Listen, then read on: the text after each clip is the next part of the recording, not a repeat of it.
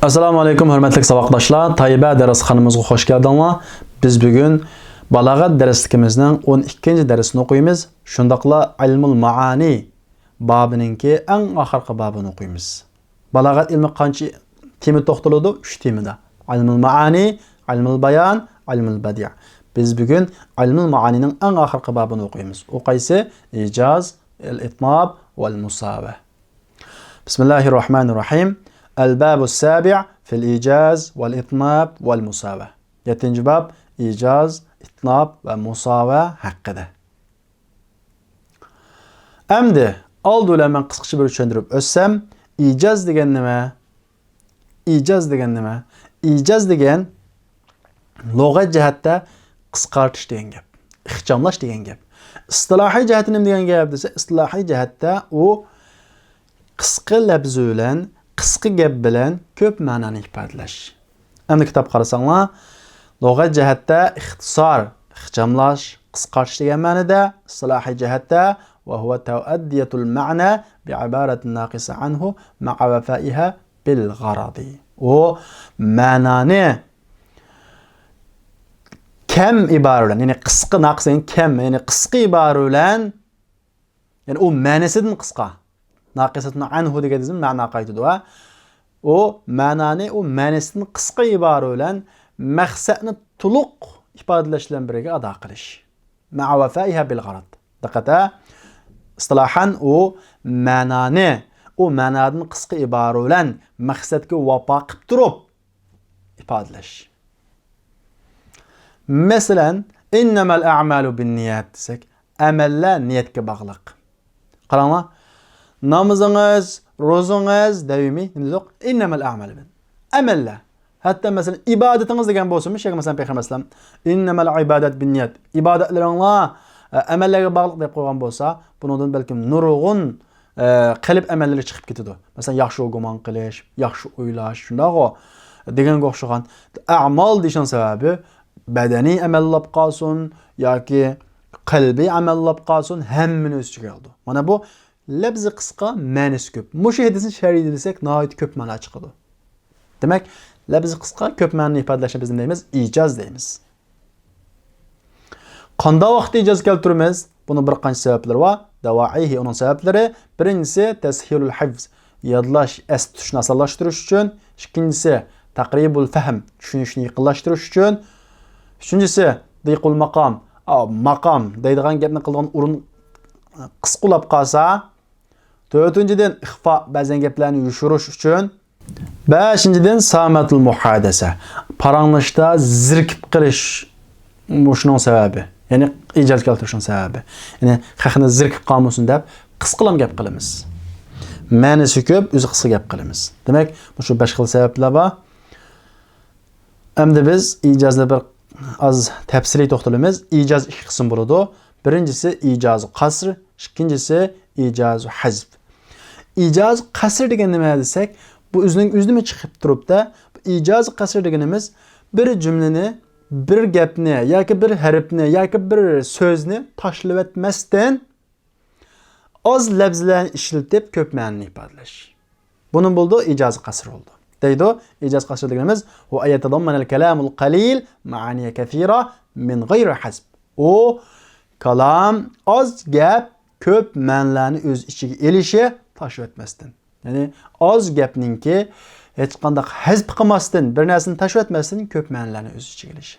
Bunun buldu icaz qasr oldu. İcaz hazf o cümleden düşüncəyə təsir etməydiğən bir nərsini taşıb etiş bilan buludu. Cümləni biraz taşlayımız, lakin düşüncəyə təsir etməydi. Bunun buldu icaz hazf oldu. İkincisi icaz. Ama icaz qasrın misalı qaysı? Məsələn, "Vələkum fil qisas hayatun ya ulil albab la'allakum ta'qilun." Allah Taala qisas sizlərə hayatlıq var dedi. Bu intayın bir balağatlıq söz. Adam öldürgə adamını öldürürüz İslamda. Bu nima üçün öldürürüz?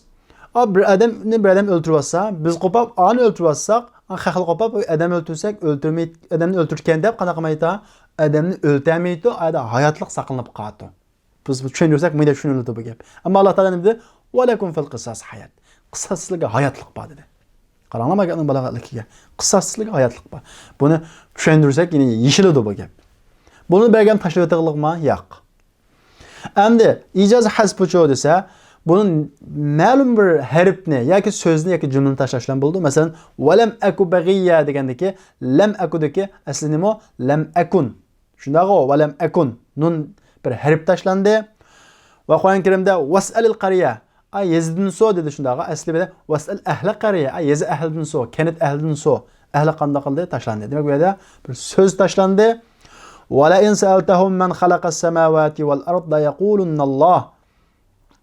Ulardan osmon zaminni kim yaratdi deb so'rasangiz, Alloh deydi.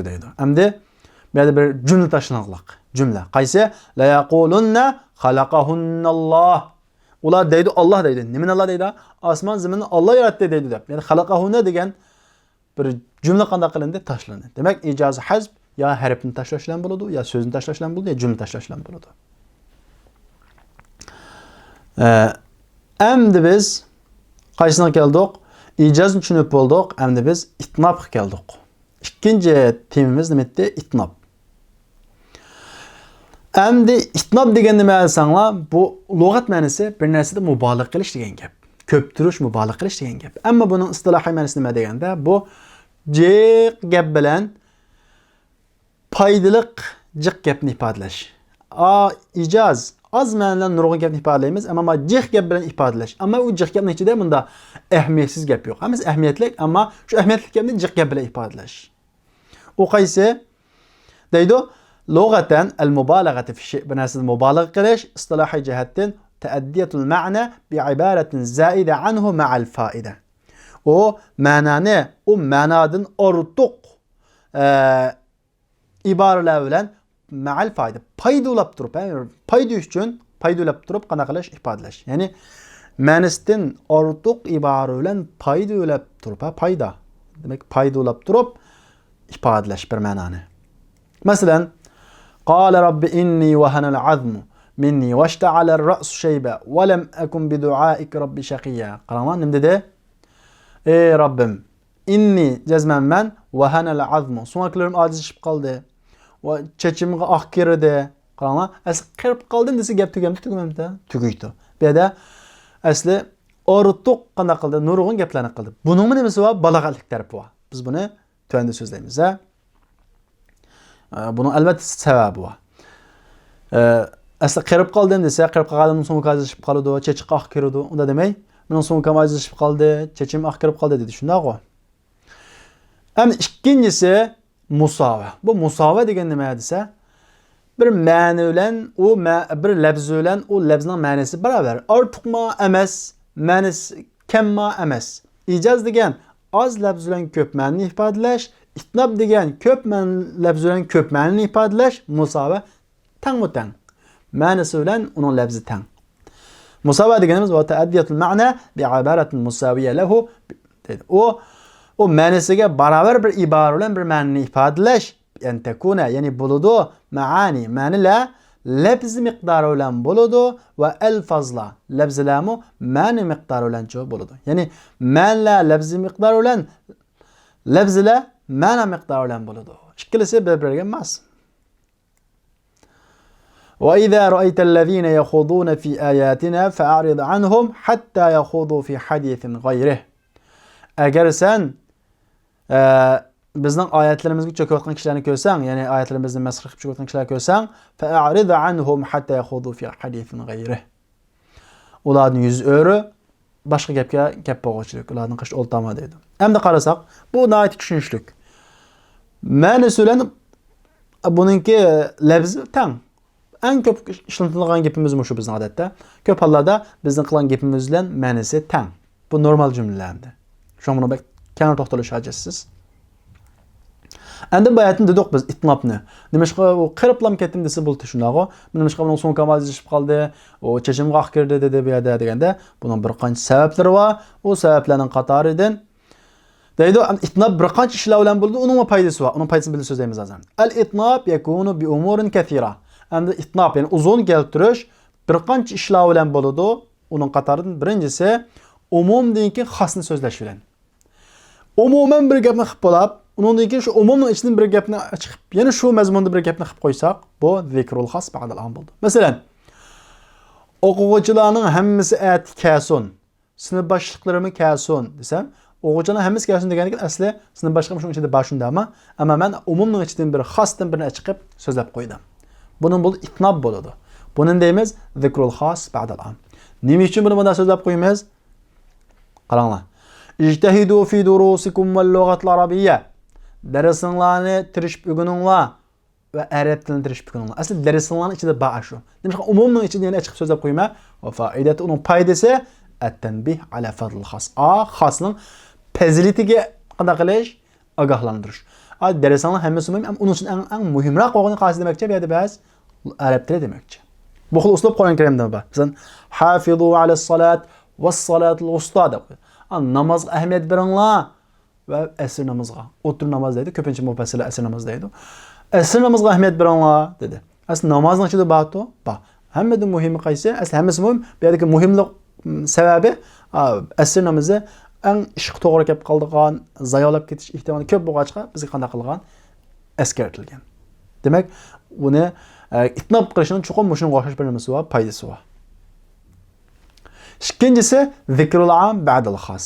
Dal aksicha qaranglar, umumni xasdan keyin so'zlash. Masalan, sinf boshlig'i ayt kelmoqma, o'quvchilar hammani kelmoqma ayta. Asli bir yolg'iz misol umumiy buyruq qilish. Bu ma shu oldin so'zlangan xasning bir muhimligini ifodalaydi. Qaranglar.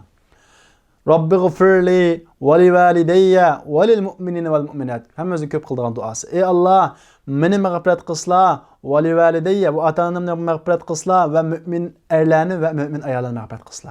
Asli men va mening ota-onam mu'minin va mu'minat ichiga kirib ketadi. Ammo men 5 ta xas bir o'zimni xaslab oldim. Undan keyin kimni qanday qildim? Xasladim ota-onamni, undan keyin mu'minlar xasladim. Mishqa oldin odam o'ziga duo qildi, ondan keyin ota-onasiga duo, undan keyin mu'minlarga duo qildi. Bu bir odam o'zini fazilatda taqdim qilish yuzidan shunday qilamiz. Uchinchisi al-idah ba'da al-ibham. Gunguliqdan, g'ualiqdan keyin izohlash. Masalan, amaddakum bima ta'lamun. Sizlar biladigan narsalar bilan sizlarga yordam qildi, ya'ni ata ihson ato qildi. Gunguliq qo'shindi. Nima biz biladigan narsalar? Amaddakum bi an'amin va banin degan ma jumla ilgirki ibhamni qanday qildi? Ro'shanlashtirib berdi. Bu yerdagi asli amaddakum bima ta'lamun desimi gap tugish shunday, ammo itnob qildik. Nimishqa? Foyda. O qaysi? Izohlash. To'rtinchisi at-takrir li g'araz. Ma'lum g'arazlar uchun qanday qilamiz? Takror keltiramiz. Qaysi g'arazlar? Masalan, in ta'fu va tasfahu va taghfiru fa inna Alloha ghafurur rahim. Asli qaranglar. In ta'fu agar kechirsanglar va tasfahu buni kechirsanglar va taghfiru buni mag'firat qilsanglar, hammasi kechirsanglar degan ma'nodan yig'ib ekansak. Fa inna Alloha ghafurur rahim. Nima uchun buni takror keltiramiz? Li ziyadati targhib fil afv. Bu apu qilishga texmi qiziqtirish uchun. Apu qilishga qanday qilish qiziqtirish uchun. Kalla sawfa ta'lamun, thumma kalla sawfa ta'lamun. Qiyomat patiqini qiyomatni bilib qaslar. Thumma kalla sawfa ta'lamun. Yana takror keltir. Nima uchun? Patiqin dedi. Nima uchun? Li ta'kidil inzar. Ogohlantirishni ta'kidlash uchun.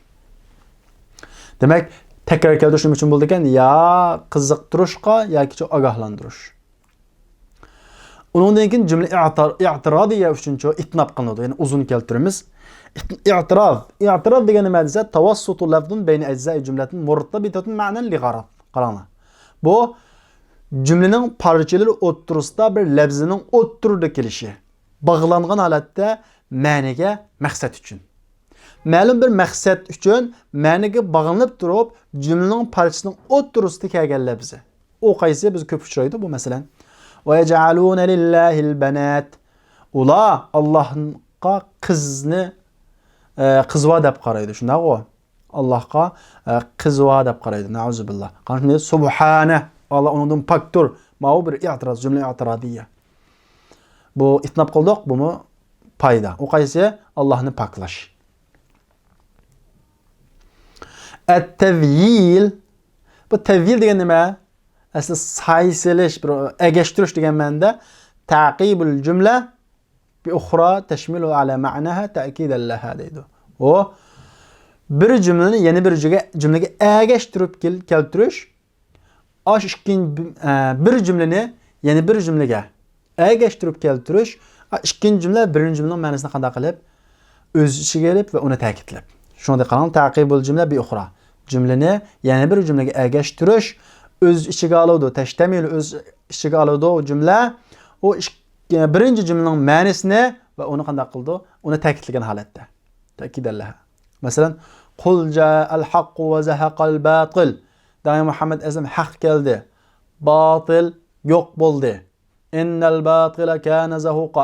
Batil yo'q bo'ldi degandan keyin gap tugadi. Ammo ina innal batila kana zahuqa. Batil degan rasla qanday qildi? Yo'q bo'ldi, yo'q bo'ldi. Demak, texmi qanday qilib batilni yo'q bo'lganligini ta'kidlash uchun deymiz. Demak, bizningki balog'at darsligimizningki birinchi bob bo'lgan ilmul maani darsligimiz mush yerda oxirlashdi. Endi biz inshaalloh kelarki soatlik darsimizda ilmul bayonni boshlaymiz. Oxirda kun berilgan buni sizlar ishlaysizlar. Masalan, birinchisi ixtaril ijabatu sahiha fi ma yali. Tuandakilardan to'g'ri jumlani tanlang. Masalan, inna in zada al-lafzu ala al-ma'na deydi. Agar lafzi ma'naga ziyodalab qolsin deb atildi, musovatmi, ijozmi, itnobmi? Qaysi to'g'ri shuni tanlaysizlar? Bu oson. Unda bo'lsa o'qitashlar biz kelarki soatlik darsimizni ko'rishaylik. Assalomu alaykum.